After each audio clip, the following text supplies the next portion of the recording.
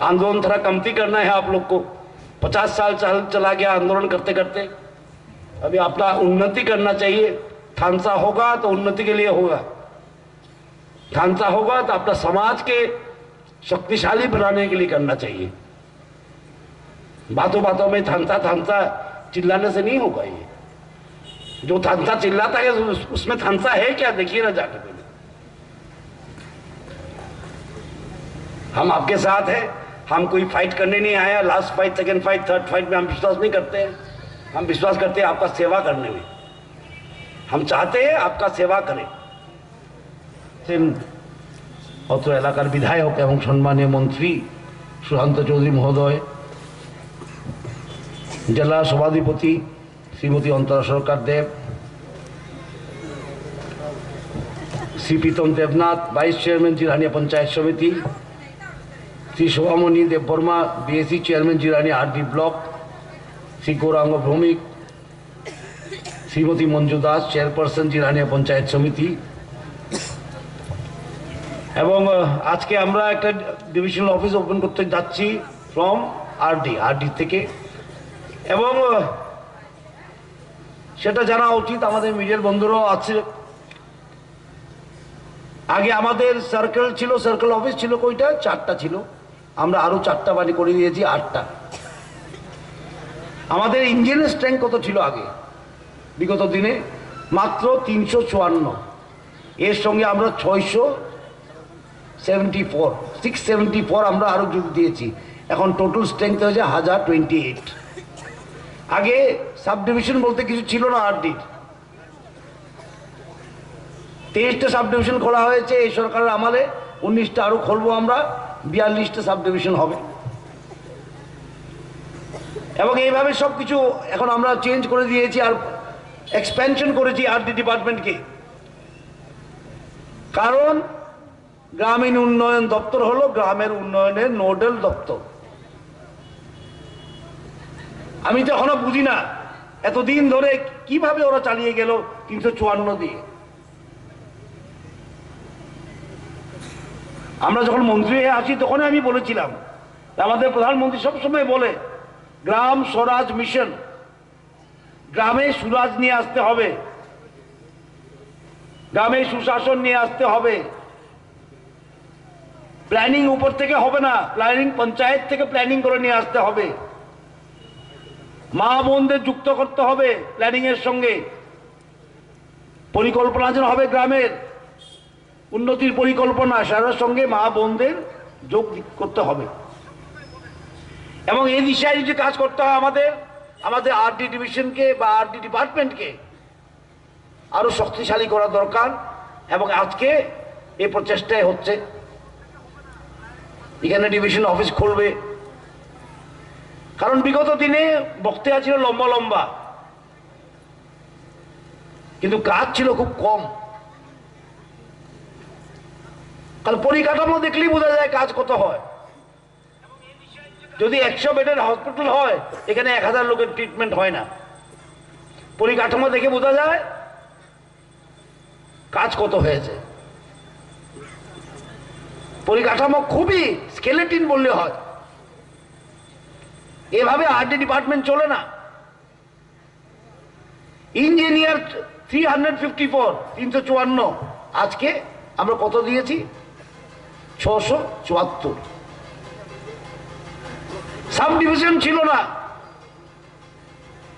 আর এখানে হচ্ছে কি গ্রামীণ উন্নয়ন হচ্ছে গ্রামীণ উন্নয়নের টাকা পয়সা কোথায় যাচ্ছে কেউ হিসাবপত্র নেই। কারণ শহরে যা হয় সেটা আমরা প্রেসের বন্ধুরা ফটাফট লিখে ফেলে, কিন্তু রিমোট এরিয়াতে কি হয় সেটা আমরা জানতে পারি না সহজে। সুতরাং গ্রামের মানুষরা খুব কষ্টে ছিল সিপিএম আমলে। সেটা বলতে আমি দ্বিধা করি না, গভর্নমেন্ট ফাংশন হোক যেই হোক। আমি আরডি মন্ত্রী হিসাবে বলছি এবং আমি পরিষ্কার বলছি অর্থমন্ত্রী হিসাবেও, অর্থের কোনো অভাব ছিল না। গ্রাম উন্নয়ন দপ্তরের অর্থের কোনো অভাব ছিল না বিগত সরকারের সময়, কিন্তু পরিকাঠামো ছিল না। আবার সেই পরিকাঠামো ইচ্ছা করে বাড়ানো হয়নি, ইচ্ছা করে বাড়ানো হয়নি। বিভিন্ন কারণে। সেখানে ওদের নেতারা যেমন কাজটা চালিয়ে যেতে পারে, ওরাই ইঞ্জিনিয়ার, ওরাই এক্সিকিউটিভ ইঞ্জিনিয়ার, ওরাই চালাতো। গ্রাম উন্নয়ন দপ্তর পার্টি অফিস থেকে চালাতো। এক্সিকিউটিভ ইঞ্জিনিয়ার নেই তো কি আছে, এলসি নেতা আছে। সুপারিনটেন্ডেন্ট ইঞ্জিনিয়ার নেই তো ডিসি নেতা আছে। এভাবেই চলেছে। ত্রিপুরা রাজ্যের লোক আমরা জানি। এই জন্য গ্রামকে অবহেলা করে কিছু বিল্ডিং আগরতলায় বানিয়ে শোকেসিং করে, দোকানে যেমন শোকেস থাকে এভাবে সাজিয়ে দিয়েছে। এবং দিল্লি থেকে লোক আসলে দেখায় এই বিল্ডিংটা আমরা বানিয়েছি, এই বিল্ডিংটা আমরা বানিয়েছি। পরিকাঠামো বানাচ্ছে, কিসের পরিকাঠামো? স্কুল বানিয়েছে বিরাট বিরাট প্যালেসের মতন, যেখানে গ্রামে স্কুল নেই। আগরতলায় একটা স্কুল দেখুন, মার্বেল ফ্লোর। আগরতলা হওয়া উচিত আমাদের রাজধানী, কিন্তু এমন অপচয় করার দরকার নেই।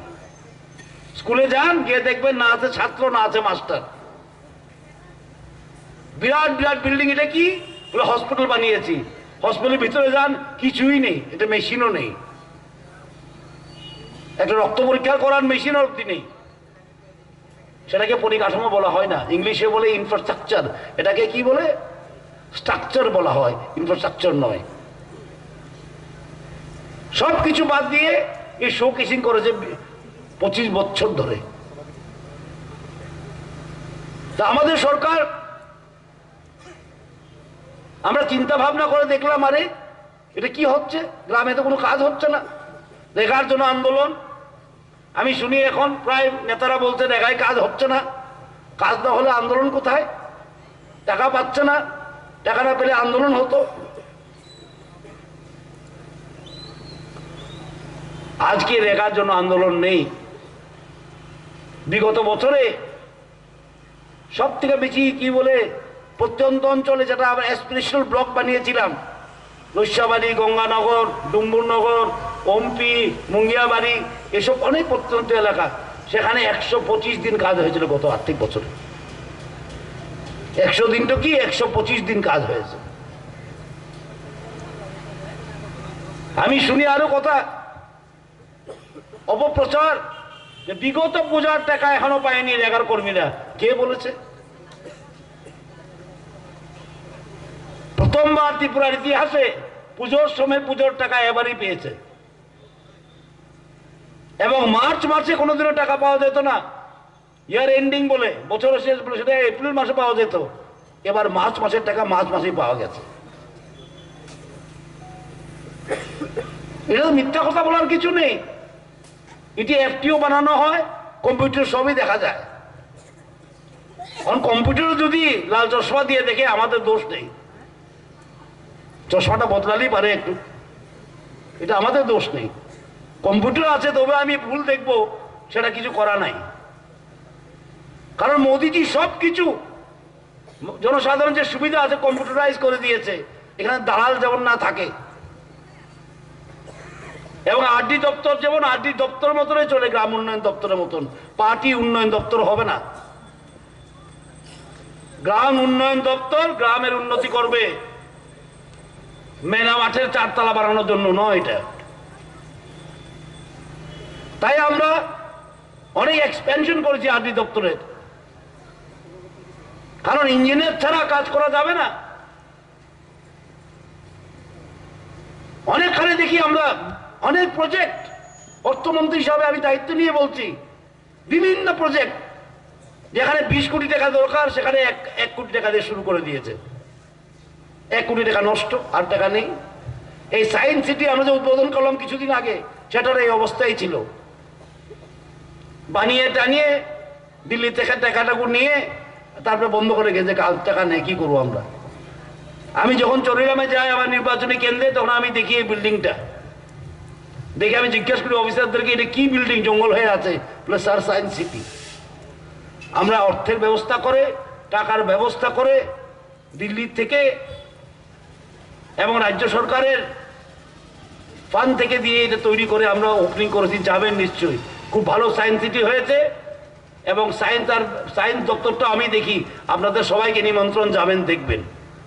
খুব সুন্দর হয়েছে, ছেলে মেয়েদেরকে নিয়ে যাবেন, আন্তর্জাতিক মানের একটা সায়েন্স সিটি হয়েছে, আপনারা সবাই দেখবেন গিয়ে। এবং আমাদের অধ্যক্ষ মহোদয় বলছিলেন জনজাতিদের সম্বন্ধে, আমার তো মনে হয় ইতিহাসে প্রথমবার তিনটা পদ্মশ্রী ত্রিপুরায় এসছে, আর তিনজনই জনজাতি সম্প্রদায়ের লোক। আগে পদ্মশ্রী পেতে হলে দিল্লি গিয়ে তেল মারতে হতো, আজকের গ্রামের লোক পদ্মশ্রী পায়। থাঙ্গা ডালঙ্গই বলুন, বেনিচরণ জমাতেই বলুন, আর একজন ভদ্রলোক যিনি রিয়াং নৃত্য শিখান ওনার কথাই বলুন, সব গ্রাম থেকে। আমরা বিশ্বাস করি ভারতের সংস্কৃতি সভ্যতা সব গ্রাম থেকে উৎপন্ন হয়েছে। গ্রামের গুড়ি কেটে দিয়ে আগায় জল দেওয়া কোনো অর্থ হয় না। ত্রিপুরা রাজ্য গ্রাম, ভারতবর্ষ গ্রাম, অধিকাংশ লোক গ্রামেই থাকে, আর ভারতবর্ষের পরিচয়ই গ্রাম। তো গ্রামকে বঞ্চিত করে বিগত দিনের মতন মানুষ বলে না গুড়ি কেটে আগায় জল দেওয়া, সেটা হবে। তাই আজকে গ্রাম উন্নয়ন দপ্তরকে শক্তিশালী করার জন্য পদক্ষেপ নেওয়া হয়েছে। বিভিন্ন জায়গায় ডিভিশন অফিস, ইঞ্জিনিয়ার বৃদ্ধি, সাব ডিভিশন খোলা হয়েছে। আমি তো অবাক, সাব ডিভিশন 23টা আমরা আগেই করেছি। পিডব্লিউডি সাব ডিভিশন আছে, 8 দিন নেই। কেন গ্রামের কাজ দরকার নেই? বক্তৃতার সময় তো শুনি কৃষক মজদুরের কথা, যখন বক্তৃতা দিয়ে তখন তো শুনতাম আমরা কৃষক মজদুর এই সেই, আর কাজের বেলায় ছিল না। কাজ করেছে এই সরকারি করেছেন। আমাদের স্পিকার মহোদয় ঠিক বলেছেন। Prime minister Awas Yojana CPM এর আমলে ছিল, 3,333টা দিয়েছে মাত্র। 54,000 স্যাংশন ছিল 54,000, 2 বছরে 3,333 দিয়েছে। পরে আমি খোঁজ নিয়ে দেখি কেন তো কম হয়েছে, দেখি নাম খোঁজে ওরা, আমার লোক, তোমার লোক, সিপিএম এর লোক, কংগ্রেসের লোক, বিজেপির লোক খুঁজতে খুঁজতে চলেই গেছে টাকা সব।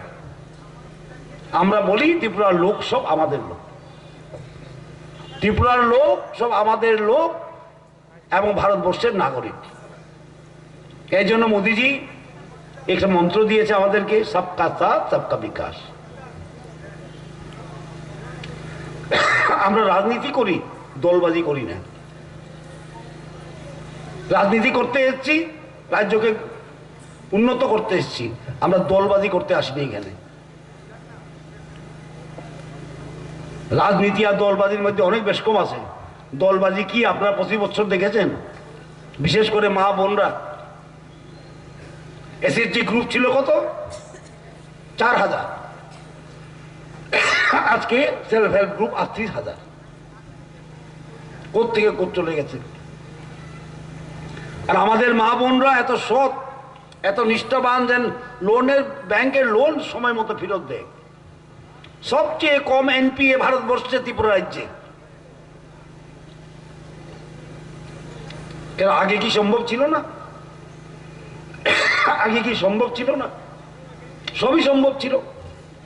মা বোনরা ছিল, এসএসজি গ্রুপ বানানোর সুবিধা ছিল। কেন 4,000 কেন বানালো? আমাদের লোক হতে হবে। আজকে 38,000 সেলফ হেল্প গ্রুপ, আর সব গ্রুপে টাকা পাচ্ছে, ব্যাংক থেকে লোন পাচ্ছে, ব্যাংক সখী আছে, পশু সখী আছে।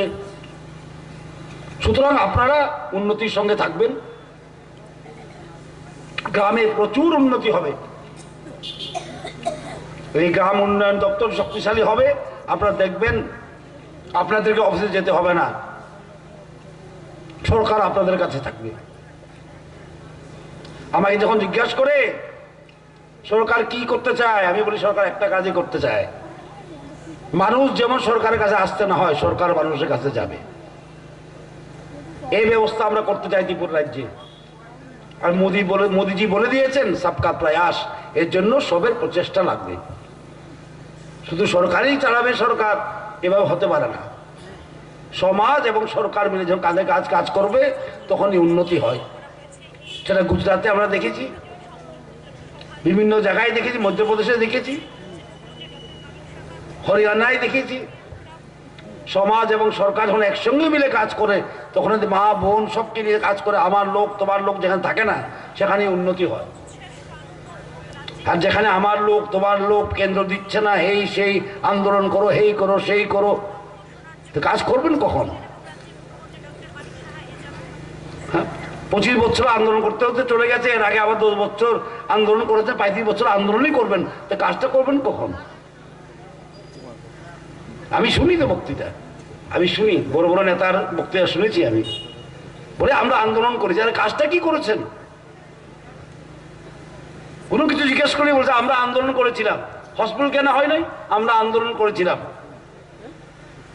রেল লাইন, বলে আমি আন্দোলন করেছিলাম এই জন্য রেল লাইন এসে গেছে। আরে বলে কি আন্দোলন করে কি রেল চলে? রেল চলে রেল লাইনের উপর, সেটা মোদিজি বসিয়েছে।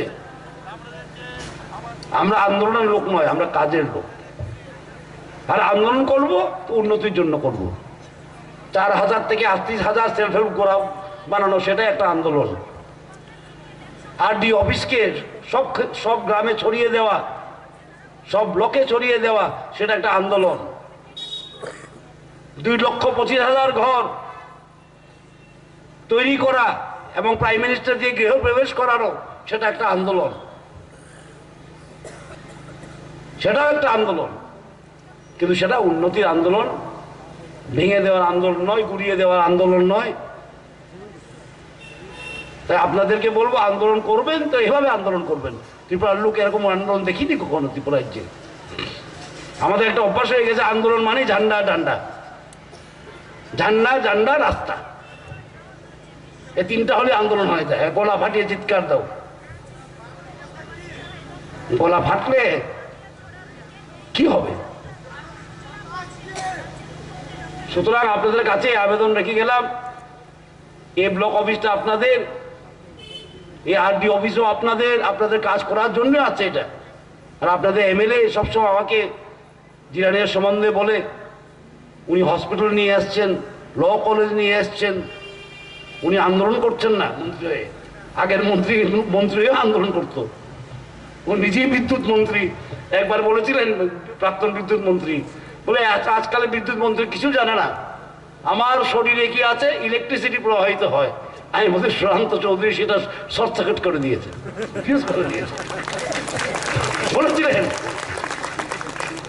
হ্যাঁ বলেছিলেন, উনি নাকি এত বড় বিদ্যুৎ মন্ত্রী, ওনার শরীরে সব ইলেকট্রিসিটি চলে। আমি বলছি কি হলো? সুশান্ত চৌধুরী ফিউজ উড়িয়ে দিয়েছে আপনার। মন্ত্রী হয়তো এরকম হতে হয়। আমার কেন্দ্রের জন্য আমি কি নিয়ে আসতে পারি? আমি ফাইন্যান্স মিনিস্টার পাই, উনি আমার কাছে আছেন। মধ্যে মধ্যে আমি বলি সব কি মজলিসপুরকে দিয়ে দেবো? আমি সবসময় মজলিসপুরের কথা, দাদা এটা দিন না আমার কেন্দ্রে দিন না এটা। আমি মধ্যে মধ্যে জিজ্ঞেস করতাম, আমি তো শুনেছি তোমার যে আগের মন্ত্রী এমএলএ বা মন্ত্রী ছিলেন এখানের, খুব অনেক কাজ করেছেন, এত কিছু লাগে কেন? পরে না বুঝলাম উনি কাজ করেন না, উনি আন্দোলন করেন। উনি কাজ করার মন্ত্রী, আন্দোলন করার মন্ত্রী, আন্দোলন করুক। তখন বিরোধী দলে আছে, খুবই আন্দোলন করতে থাকুক। আজকে যে আসার সময় দেখেছি একটা সাইনবোর্ড লাগিয়ে রেখেছে, বিজেপি হটাও দেশ বাঁচাও। দেশে কোথায় আছে ওরা নিজেই জানে না। বলে কি দেখলাম তো ভারতের ময়দানে সিটুর একটা বড় কি বলে ফ্ল্যাগ লাগিয়ে রেখেছে, বিজেপি হটাও দেশ বাঁচাও। আমি মনে মনে ভাবছিলাম, দেশ বাঁচাও, দেশে কোথায় আছে ওরা? ওই কেরালাতে আসে, ওই কি বলে লুজ কানেকশনের মতন, একবার যায় একবার আসে, ঠিক না? সুতরাং এটাকে চিন্তা করবেন না, থাকবেন মন্ত্রীর সঙ্গে। যুবক আছে, এনার্জি আছে, ওরা কাজ করার একটা শক্তি আছে, আমাদের থেকেও বেশি শক্তি ওর কাজ করার। ওর বয়সটা কম, অনেক দূর আপনাদের সঙ্গে থাকবে এবং কাজ করবেন। মন্ত্রী হয়েছে বেশি দিনও হয়নি, উনি কিন্তু 5 বছর ধরে মন্ত্রী না। এর মধ্যে ল কলেজ দেখছি, ডিভিশন অফিস দেখছি। সেদিন ট্রাইবাল সম্মেলন করেছেন, কত সুন্দর। আমার আসার কথা ছিল, আমার অন্যখানে প্রোগ্রাম থাকাতে আসতে পারিনি আমি। আর যারা জনজাতি ভাই বোনরা আছেন, আপনাদেরকেও বলবো আন্দোলনটা কম করার জন্য। आंदोलन थोड़ा कमती करना है आप लोग को। 50 साल चला गया आंदोलन करते करते, अभी अपना उन्नति करना चाहिए। थानसा होगा तो उन्नति के लिए होगा, थानसा होगा तो अपना समाज के शक्तिशाली बनाने के लिए करना चाहिए। बातों बातों में थानसा थानसा चिल्लाने से नहीं होगा। ये जो थानसा चिल्लाता है उसमें थानसा है क्या, देखिए ना जाकर पहले। हम आपके साथ हैं, हम कोई फाइट करने नहीं आए हैं। Last fight, second fight, third fight में हम विश्वास नहीं करते हैं। हम विश्वास करते हैं आपका सेवा करने में। हम चाहते हैं आपका सेवा करें, फाइट करने नहीं आए हैं कोई इधर। और जिन लोगों ने गाना गाया इधर बहुत अच्छा लगा, very nice. The boys who sang this song, welcome song, it was very very nice.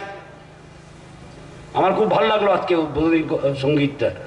এই বলে আপনাদের বিদায় নিচ্ছি। অনেকখানে যেতে হয় আমার। বন্দে মাতরম, ভারত মাতা কি জয়।